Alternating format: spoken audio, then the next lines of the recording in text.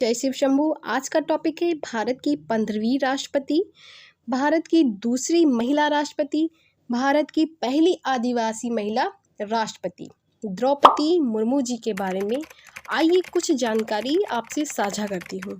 साथ ही हम बात करेंगे राष्ट्रपति पद के बारे में, उसका उल्लेख किस अनुच्छेद के अंतर्गत किया गया है, राष्ट्रपति को शपथ कौन दिलाता है, राष्ट्रपति पर महाभियोग कैसे लाया जाता है, राष्ट्रपति की कार्यकाल कितनी होती है, राष्ट्रपति का वेतन कितना होता है, राष्ट्रपति की कौन सी शक्तियाँ होती हैं और राष्ट्रपति का निर्वाचन मंडल क्या है।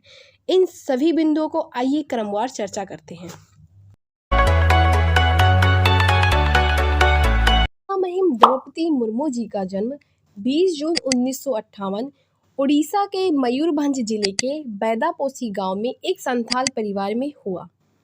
वर्ष 1989 में इन्होंने भुवनेश्वर के रमा देवी महिला कॉलेज से अपना ग्रेजुएशन किया।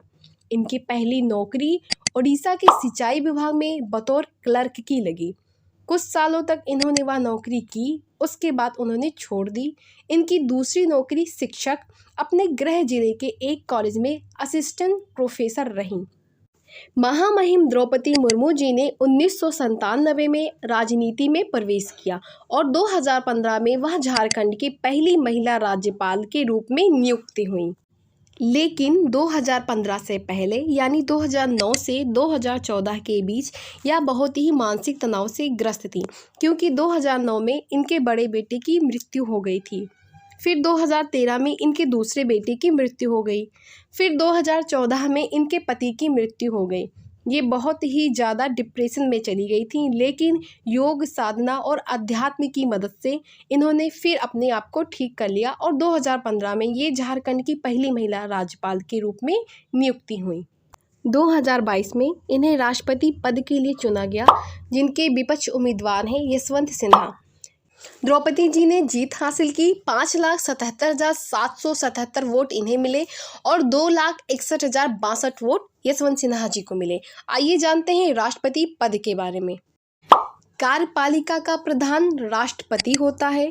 कार्यपालिका की समस्त शक्तियां राष्ट्रपति में निहित होती हैं। राष्ट्रपति पद का उल्लेख अनुच्छेद 52 के अंतर्गत आता है।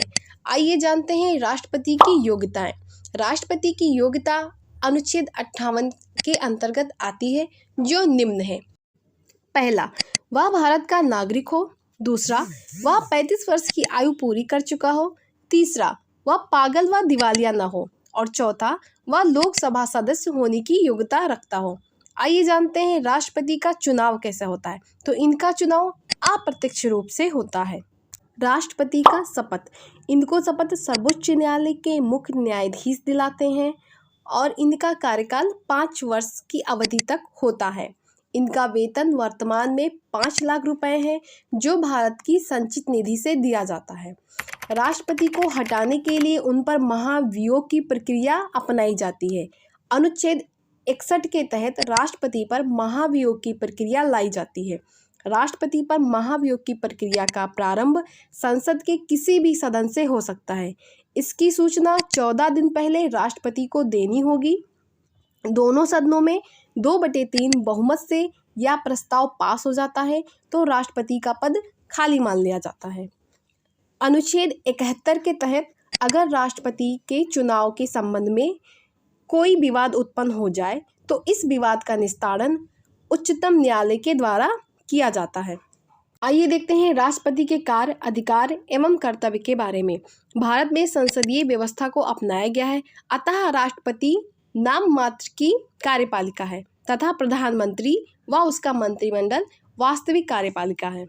इनके अधिकार व कर्तव्य निम्न हैं, जैसे नियुक्ति संबंधी अधिकार, विधायी शक्तियाँ, संसद सदस्यों के मनोनयन का अधिकार, अध्यादेश जारी करने की शक्ति, सैनिक शक्ति, राजनीतिक शक्ति, क्षमादान की शक्ति और राष्ट्रपति की आपातकालीन शक्तियाँ।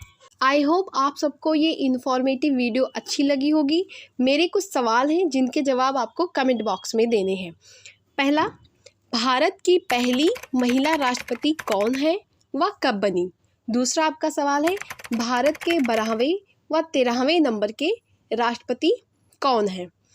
इनके ये है सवाल और इनके जवाब आपको देने हैं कमेंट बॉक्स में। मिलते हैं नेक्स्ट इन्फॉर्मेशन के साथ नेक्स्ट वीडियो में। तब तक के लिए bye, take care, thank you so much learner. और हाँ, फीडबैक देना और सब्सक्राइब करना बिल्कुल मत भूलना।